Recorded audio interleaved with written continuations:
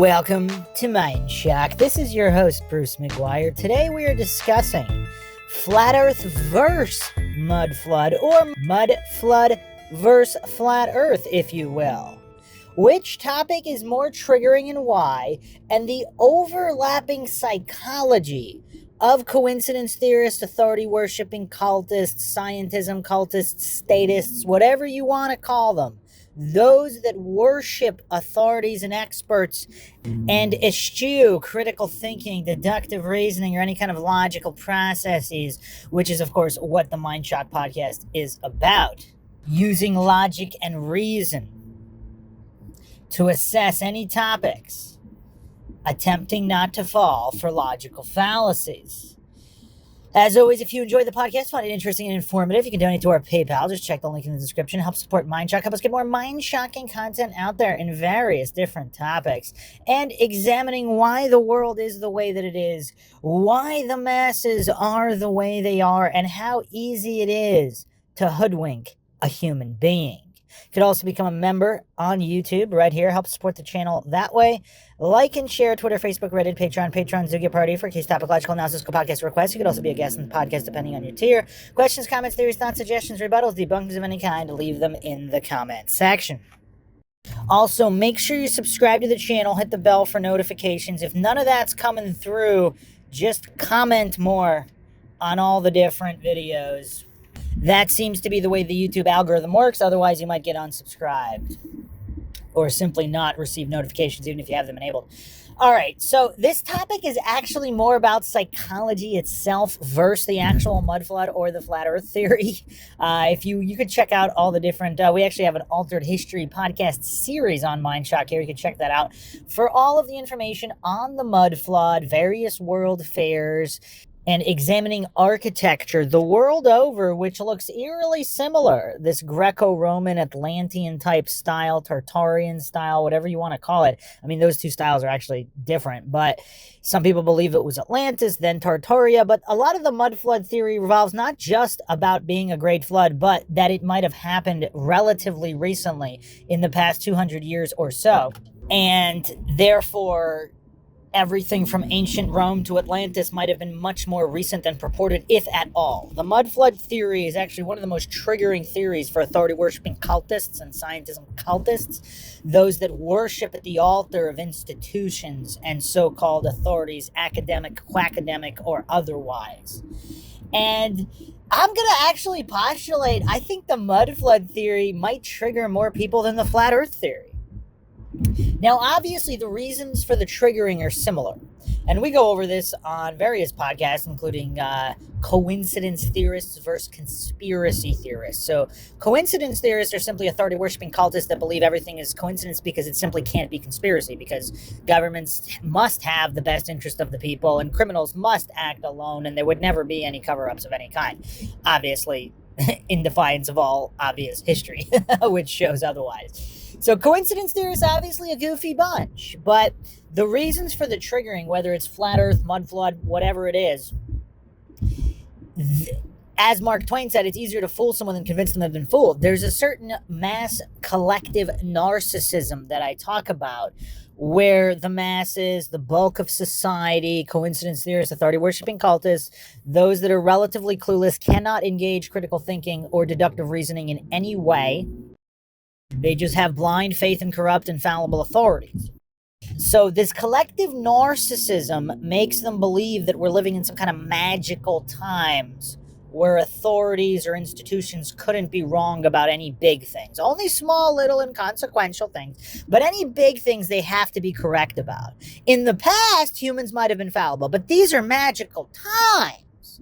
Any kind of authorities or churches like the FDA, the CDC, Ivy League universities, leading physicists, any of these churches and priests, they're clearly infallible. They're clearly infallible. They have to be telling the truth. They could not have been fooled in any way, and they definitely could not be paid off. Their integrity is beyond reproach. For whatever reason, all of these authorities, they just don't care about money. They can't be bribed. They can't be paid off.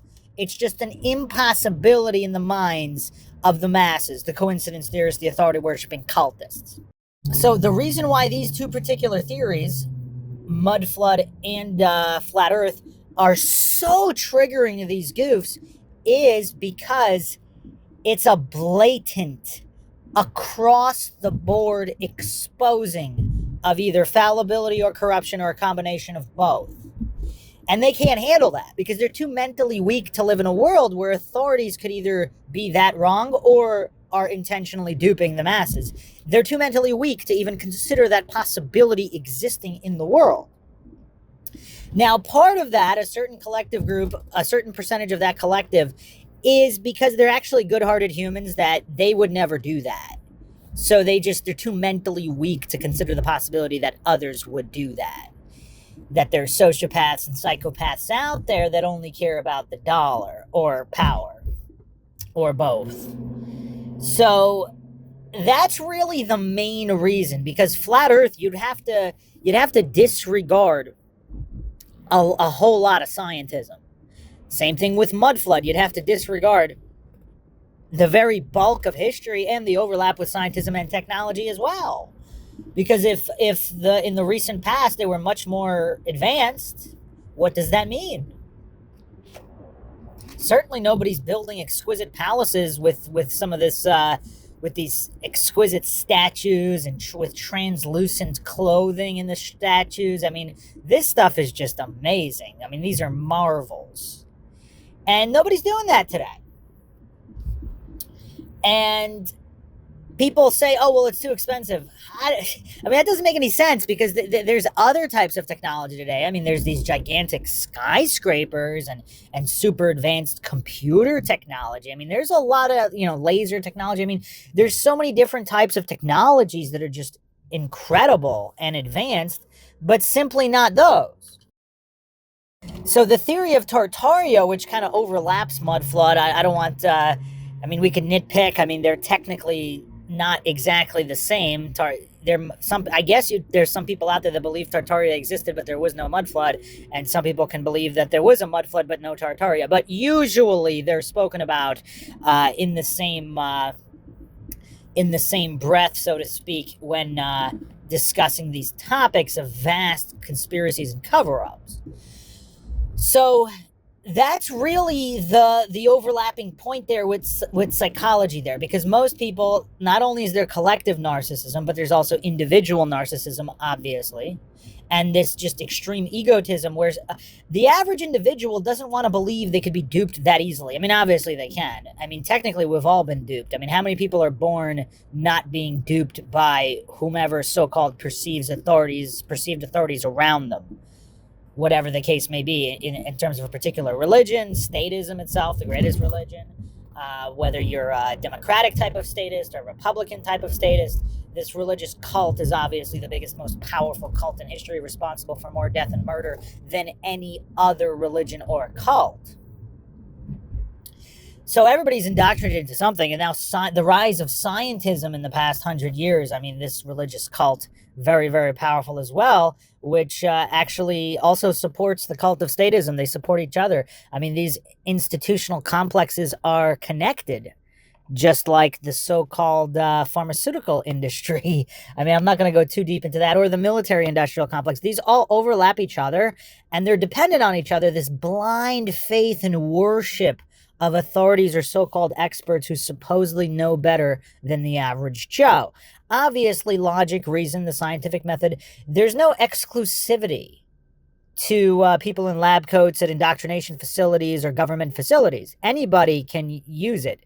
I mean, the truth is not, there's no monopoly on truth. I mean, scientism cultists pretend and hallucinate they hallucinate that there's this monopoly on truth and the scientific method, and only these perceived authorities they worship as priests can engage in it. Obviously, that's completely false. But the vast triggering, I mean, I would argue that people get more triggered about mud flood because they could write off flat earth maybe as just a bunch of quacks and just insane people, or just people trolling looking for attention. But mud flood's a little deeper. Mud flood is more close to home because almost every city has these buildings alleged to have, I mean, there's photographic evidence that they were there before they were even alleged to be built, according to the so-called authorities or establishment history, whatever you want to call it. So it hits closer to home because not only is it more recent, but you can see it with your own eyes if you're in a major city. And a lot of these cities like Salt Lake City, I mean, some of these are so obvious where it was just a bunch of Mormons with a wagon and supposedly they built these stone marvels, architectural marvels. I mean, if you just take an objective step back, again, make sure you check out the Altered History series on MINDSHOCK. I go over this, but if you just take a step back, isn't it kind of weird how all government buildings, old high schools, repurposed government buildings, like those big post office, train stations, any kind of governmental buildings, they have the same exact architecture all over the world, including some of these third world poor countries. I mean, how did they build that? Allegedly 100, 200 years ago. I mean, there's serious problems with the so-called official narrative. And that's why so many people get triggered by mud flood. I'm going to argue even more than flat earth because their subconscious recognizes the problems with the narrative. And I don't want to go too far into genetic memory here, but I believe it has a role as well. I'm going to be doing a big podcast on genetic memory because there seems to be a component, not just of humans, but of all species, where there's a certain embedded memory in all of our cells. And this memory is passed generation to generation, whether it's traumas or knowledge or whatever, spiritual, any kind of knowledge. There seems to be something there genetically in a form of genetic memory as a species. And this might also explain the triggering because the cognitive dissonance is so extreme when it comes to mud flood because it's like all these triggered goofs and scientism worshipers, authority worshipers. It's like they know that it's off and that's why they're getting so triggered by it because they can't handle it being that off. That's why, like, for example, the JFK conspiracy, it was quite triggering way back in the day when it first happened and maybe in the 10, 15 years after, maybe even 20 years. But it's really not all that triggering anymore. I mean, even and the moon landing used to be more triggering than it is. I mean, it's still kind of triggering for a certain amount of people. You get the extremes, but there's a higher percentage of the population that's a little bit more mellow about it because it's an isolated event. Stemming from the Cold War, there's a certain amount of plausibility that even the average goof can understand in terms of faking a moon landing. You don't have to throw out absolutely all human knowledge, basically, and the idea of the Earth that we're actually on as opposed to what's going on the moon. It's a lot more triggering for mud flood. The cognitive dissonance is way more extreme, especially because it hits closer to home in terms of, I mean, in the U.S., well, not just the U.S., I mean, any country, basically, a lot of these major cities, U.S., U.K., Australia, I mean, literally all these, I mean, Indonesia, I mean, you have Libya, I mean, you have some of these countries where you wouldn't expect this kind of Greco-Roman architecture. I mean, the official narrative is all over the place. Some people are saying, oh, well, it was kind of like just built in that style just for kicks. But where the heck did they get these single piece pillars and these gigantic long stone columns? Because they're single piece.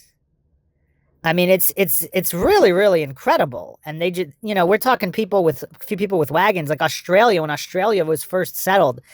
Like some of these quarries where the stone could have allegedly been gotten from are so far away. And this is before any of the railroads were built. I mean, some of this is just the so-called official narratives makes no sense to even somebody operating on a first grade logical comprehension level.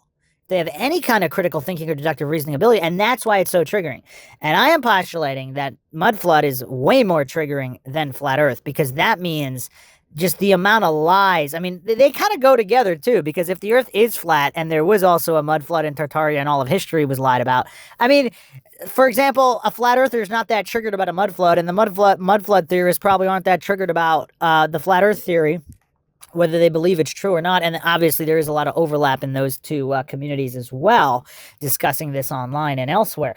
So yeah, I mean, just the fact that you'd have to throw out almost everything and it hits so close to home, the mud flood, and possibly a genetic memory component, whereas the genetic memory might not necessarily factor in a flat earth. Let's say, for the sake of argument, the earth really was flat. That doesn't, would that really be something that occupied your time every second of every day?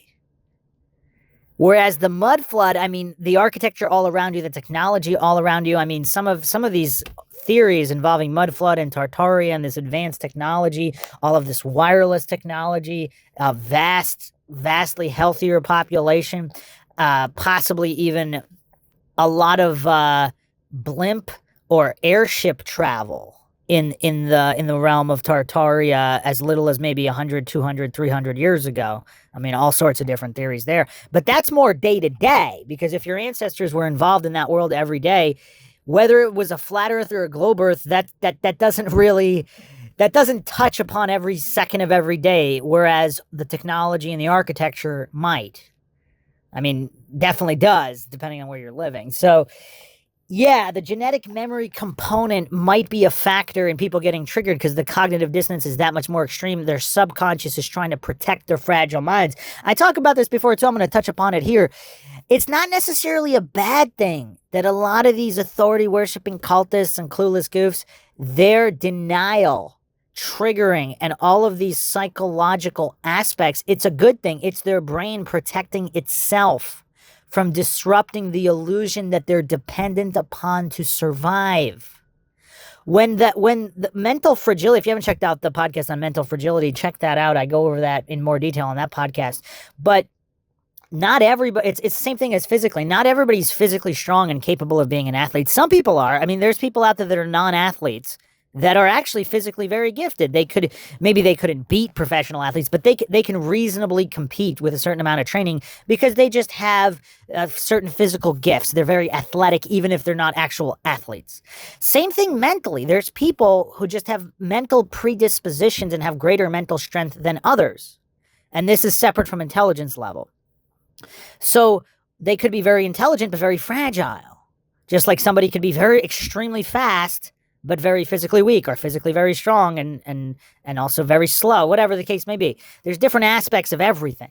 So with mental fragility, this denial, the dissonance, the triggering, all of this refusal to look at anything logically, that's to protect the psyche. Because if the psyche gets shattered, someone could go completely insane. So it's almost like a fight or flight response for the brain. I mean, that's exactly what it is. They can run away, deny, or they can engage and fight. Fight all of the logic and reason, objective, logical, neutral examination of these topics. Actively fight against. Because they're just that triggered. And the reasoning behind the triggering, I mean, it's just a survival mechanism. There's nothing, it's not that it's a bad thing per se. And so obviously everybody's different. So with certain people, it's more of a slow burn development, just like athletically. People who are just not good athletes, if they just really, really stick to it and just work out countless hours day after day after day, eventually they're going to get better. They might not be the best ever, but they're going to get pretty good. Obviously, somebody who's gifted, they're not going to have to put in that amount of time. They can get pretty good quickly without really putting in the time. It's the same thing for any of these theories. It's the same thing for understanding conspiracies, the world that you live in, and being able to mentally handle that there's bad people out there and they don't always work alone, and that even so-called experts can be mistaken. In fact, if you look throughout history, most of the time, most people were wrong about most things. And we're not living in magical times now, 100 years from now, 200 years, maybe even 10 years from now, a few hundred years from now. I mean, this could be looked upon as the dark ages, where practically everything that we think we know about everything is either completely false or at least mostly false, and vastly incomplete sets of knowledge in every single field. So what do all the MINDSHOCK listeners think? Is mud flood more triggering than flat earth? Or is there a topic that as of yet I have not mentioned that is even more triggering? I mean, there's the whole celebrity cloning conspiracy. A lot of people get triggered by that. But I mean, I would say that pales in comparison to mud flood and flat earth. So all the listeners out there, leave your comments and your vote for the most triggering topic of all time and why. Hope you guys enjoyed another edition of the MINDSHOCK podcast, where we tackle topics the mainstream is terrified of even touching, let alone covering in an objective, logical, neutral manner, which is the nature of the game here on MINDSHOCK, where the motto is the only thing we know for sure is that we don't know anything for sure. Like and share Twitter, Facebook, Reddit, Patreon. Make sure to subscribe. This is Bruce McGuire signing off. Catch you guys next time.